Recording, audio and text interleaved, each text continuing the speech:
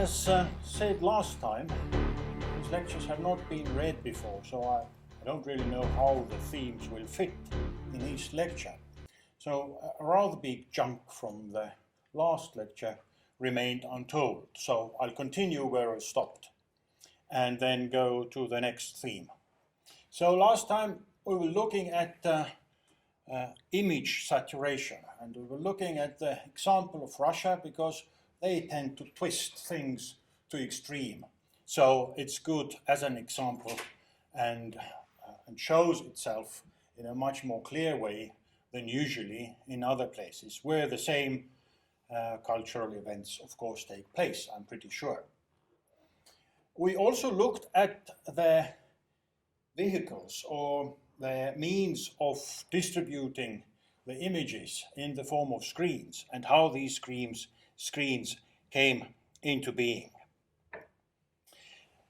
One of the rather fully developed contributor to the new digital economy, of course, is Facebook.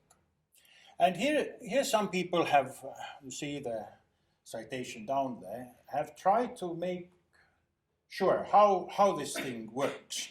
And especially after the accusations about Cambridge Analytica and meddling in US elections, people of course became rather curious what is happening. So basically Facebook sells advertising, and it sells advertising in a rather reasonable way. There are advertisers, there is Microsoft and Facebook, you can order the advertisement and then you can distribute and pay for it.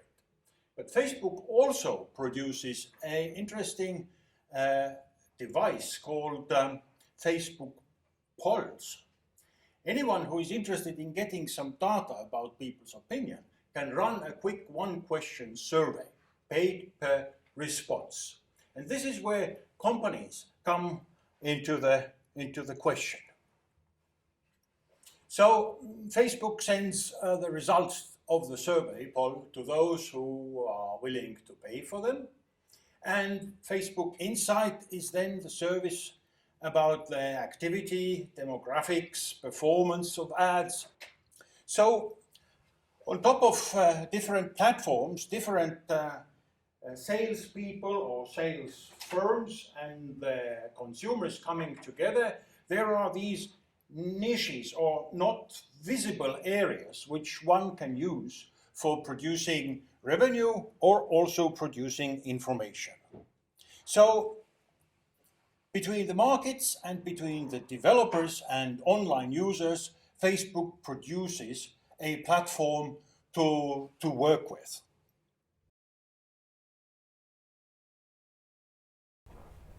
Let me read you one small piece.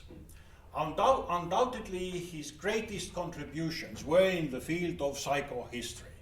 Seldon found the field little more than a set of vague axioms. He left it a profound statistical science. Implicit in all these definitions is the assumption that the human conglomerate being dealt with is sufficiently large for valid statistical treatment.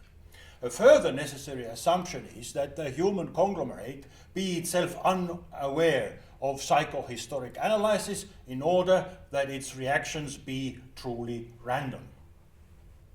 Who is the author of these words?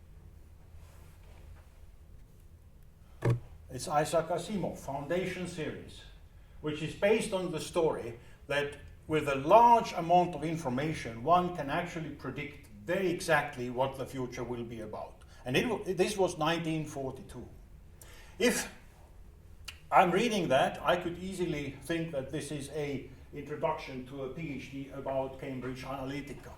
But it is not. It is written, more than close to 80 years ago, and the Foundation series has been ever popular since.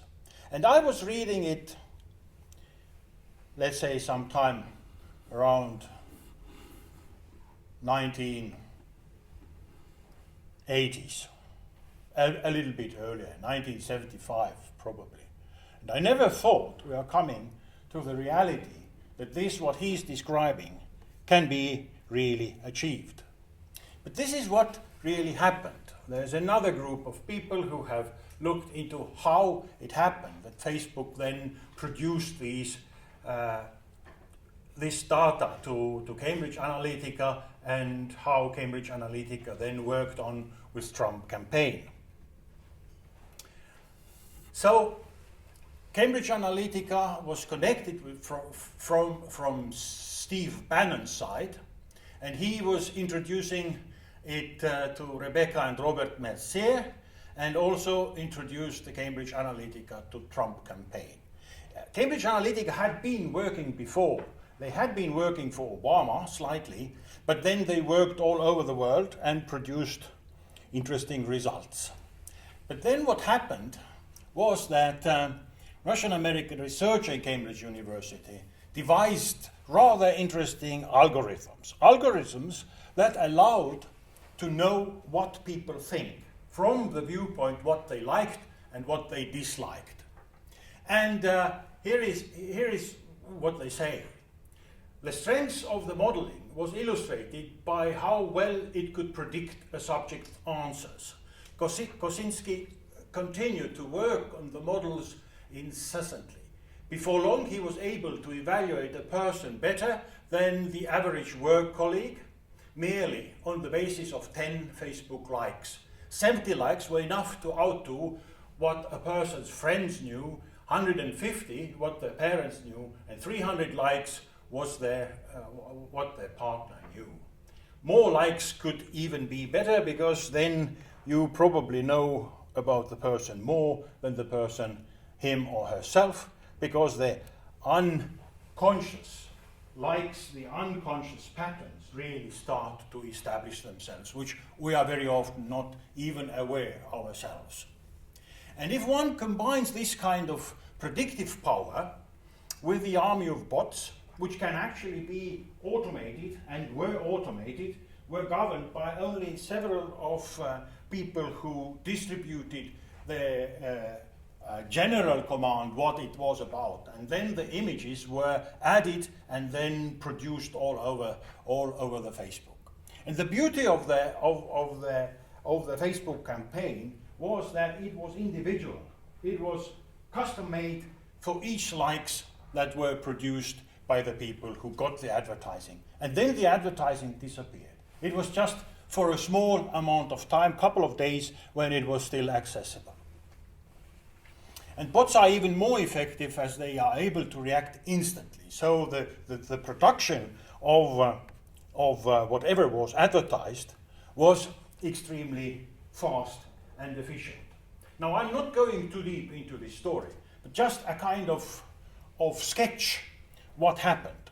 It has been said that it was the Russian meddling that brought Trump to the power. And although it is slightly possible, it's rather, for me, it wasn't really a kind of strategic structure behind it.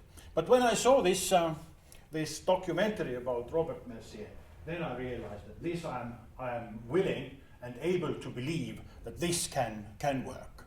So Robert Mercier, one of the richest people in US, does anybody know where he got his money from? He was designing the algorithms for stock exchange. So the automatic sales was what he was really working with. And instead of getting salary, he wanted his cut, and he got it. And he is extremely rich. So his company, Renaissance Technologies, then started to work with Breitbart. They invested $10 million there. Steve Bannon and, what was her name, Kelly Conaway, they came directly to the White House from Mercier's office. So they were there. Then, of course, we had Cambridge Analytica hovering around,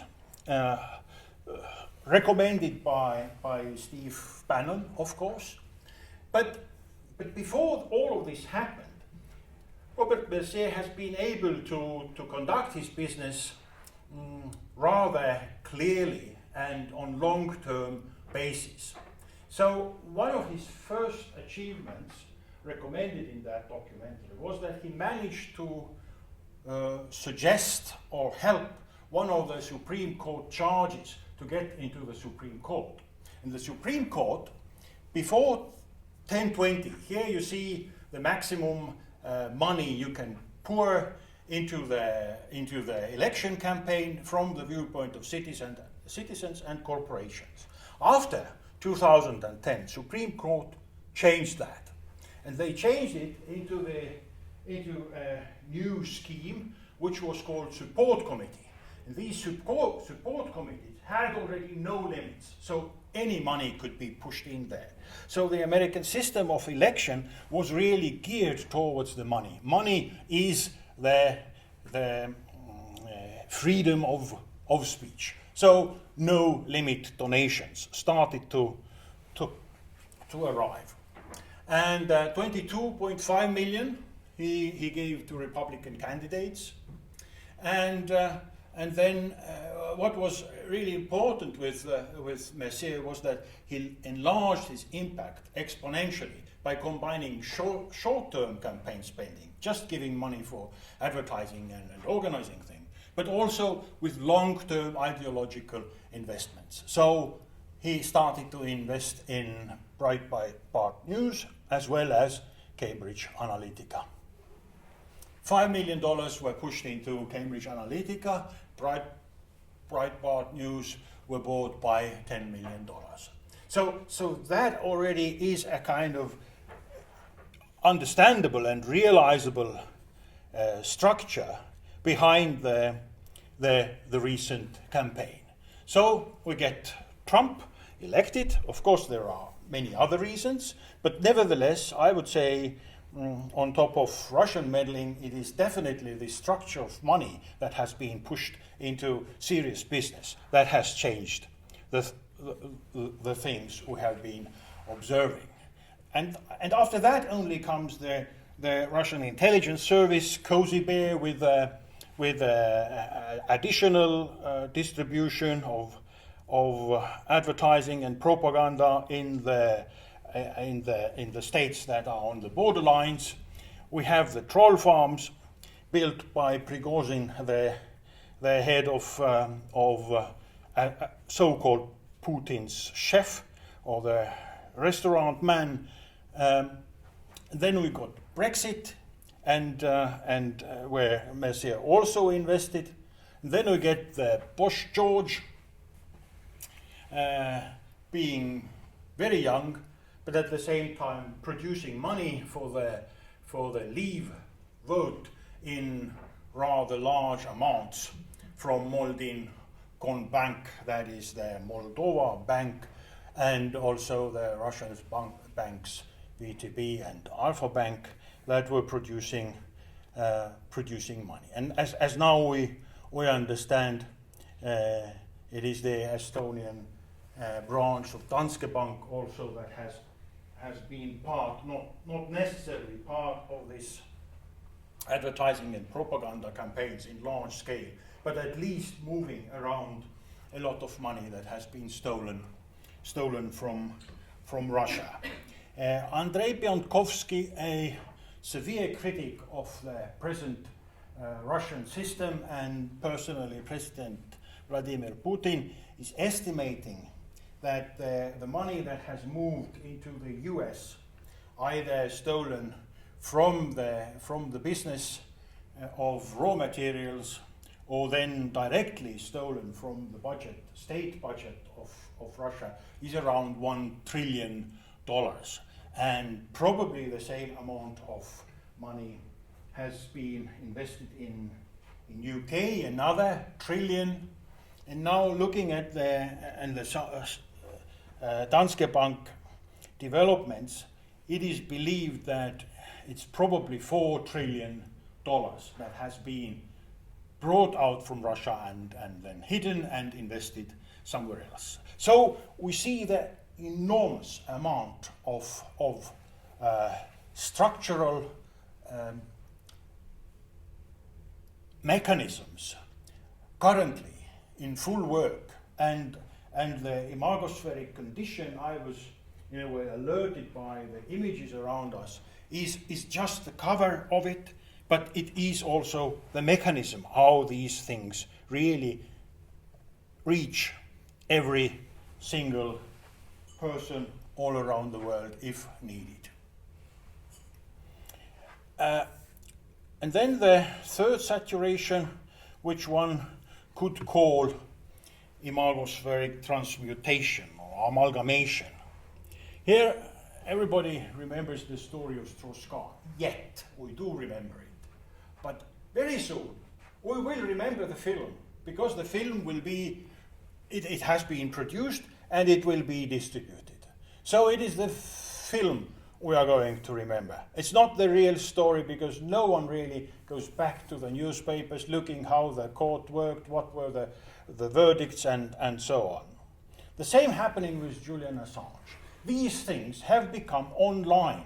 Feature films have become online about the people still alive without their saying what they think of it. Of course, Julian Assange has said he has been extremely annoyed by the film, and he had a long discussion with Cumberbatch, but nevertheless the film was made. The problem is that we really do not know what kind of Assange we get, because it is not a documentary. Even worse, the documentaries of today, if one looks at History Channel or wherever, is a kind of primitive acting group, not the documentaries as they were during the modernist time, carefully researched, backed with sources, and trying to be something that we might call scientific, or at least research-wise. It's a rather respectable newspaper. The recent respectable politicians from UK, and suddenly there is Harry Potter. It is important for the readers what Harry Potter is saying about these politicians. And the guy isn't even real. Snowden, the same happening. And then, of course, a beautiful mix of films, games, advertising, documentaries, and news. Of course, this is Kevin Spacey talking about House of Cards, where he has been thrown out now. And we think this is Kevin Spacey, but actually it's not. It's Jonathan Irons. It's a guy from the Call of Duty, Advanced Warfare. And this is how it happens. We have the guy has rented his Outlook. Might say he has rented his artificial skin that has been digitalized for the film or the game, because films and games are coming closer and closer to each other. It has its own news release. It has its own action and weapons department. And this is what the Sledgehammer, developing the weaponry for this game, has said. That they have used military advisors to ensure its authenticity. These people aren't difficult to find or employ, primarily because many of them play Call of Duty. We've been fortunate that the series has a lot of fans across military organizations and within the entertainment industry. So what is imagined and what is designed in the games is a part of the reality. And the reality, again, becomes a part of the game in the way building and describing the blueprints of the future for those who care to look. And that continues. So this imagospheric transmutation is happening everywhere. But in the case of Russia, we can see it very clearly, where in case of other cultures, especially the Anglo-American culture, we see it slowly coming to the surface, but in recent doses, so that we are not really worried or even recognizing what is happening.